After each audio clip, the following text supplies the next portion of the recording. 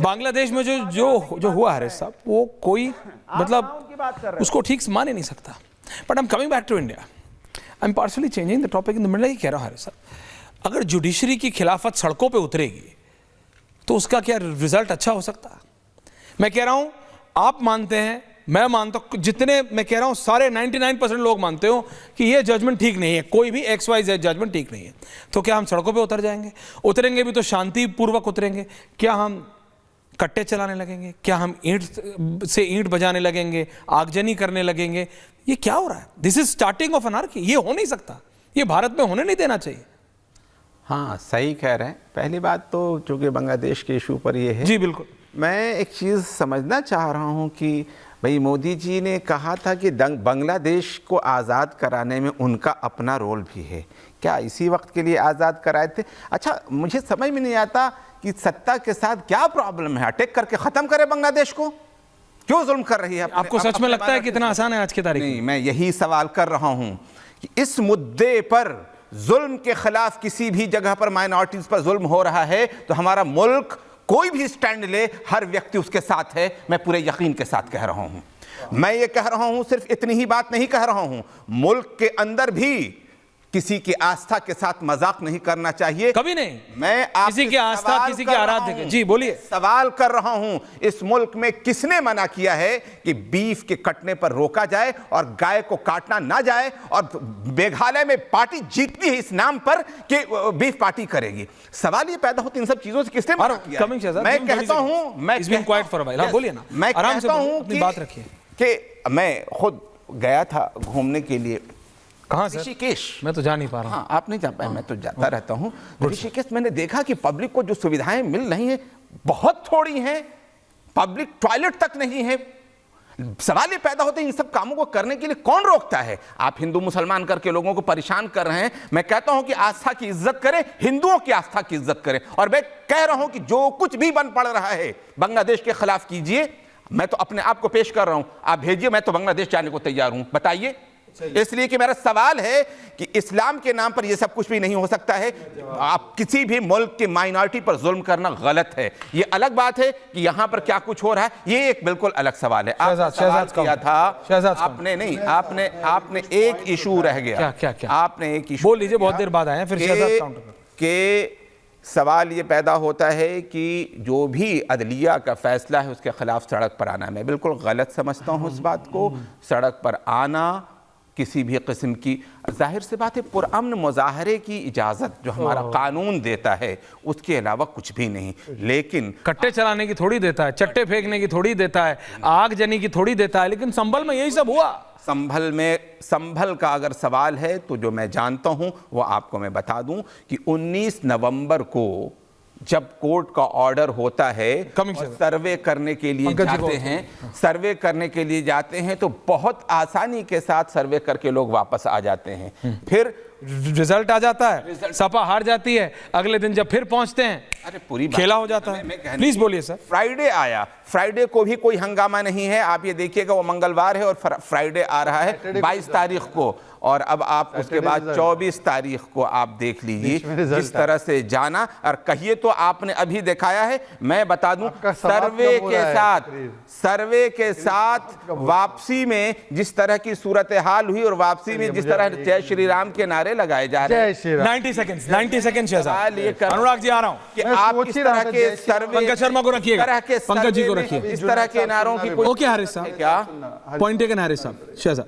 और प्राइवेट नहीं अभी हो गया। प्राइवेट बंदूक क्या है? ये प्राइवेट बंदूक क्या है? तो तकरीर सुनिए। अरे नहीं, अरे कोई तकरीर नहीं है, बोलिए क्या शहजाद, रिलैक्स, तो मैं गिव यू योर टाइम, बोलिए ना क्या। पुलिस, हकीकत में अफसोस की बात है, पुलिस जो है देश की रक्षा करती है और उसको सरकारी तौर पर असलहे दिए जाते हैं। प्राइवेट नहीं। अब आप मेरे को ये बताइए शहजाद, ओके शहजाद, अब मुझे बताइए, अब अजमेर शरीफ दरगाह के सर्वे की मांग की याचिका कोर्ट ने मंजूर की है।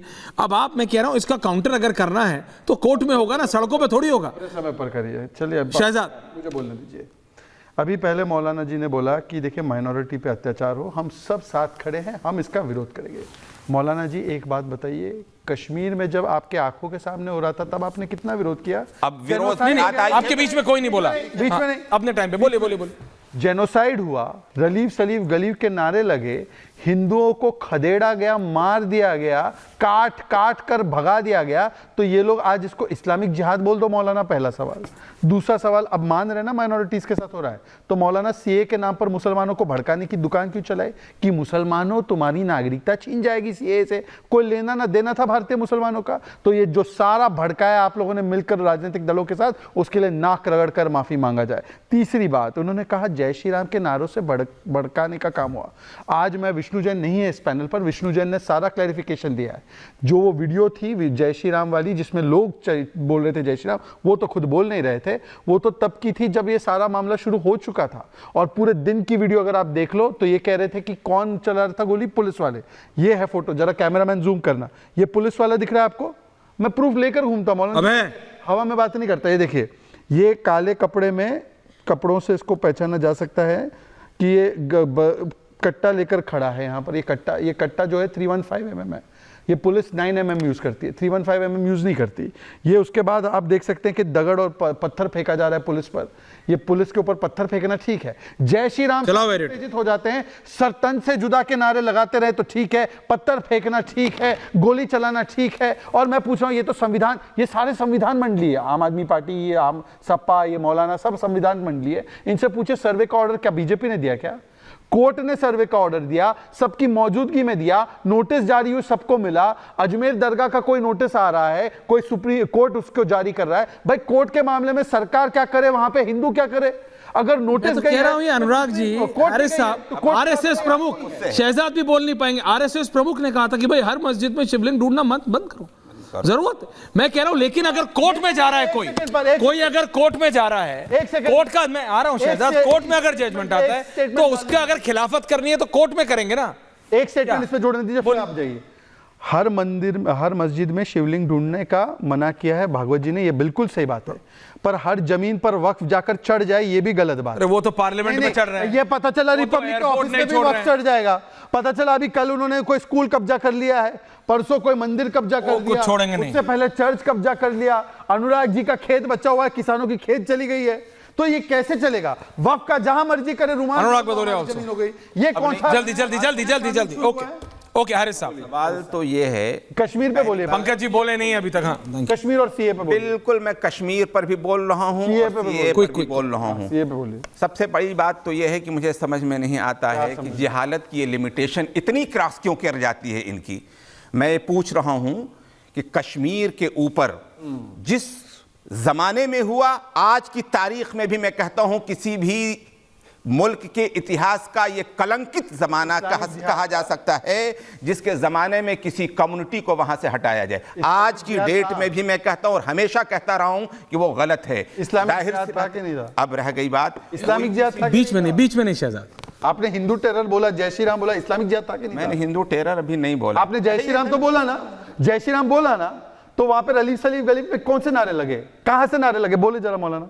मैं ये पूछ रहा हूं कि रलीफ सलीफ गरीब का नारा कहां से लगा, बोलो। मैं कह रहा हूं कि सर्वे कराने गई टीम जिस तरह के संवेदनशील इशू पर सर्वे करा रही है, वहां से उठ करके जय श्री राम के नारे लगाना बिल्कुल भड़काऊ है। पंकज शर्मा जी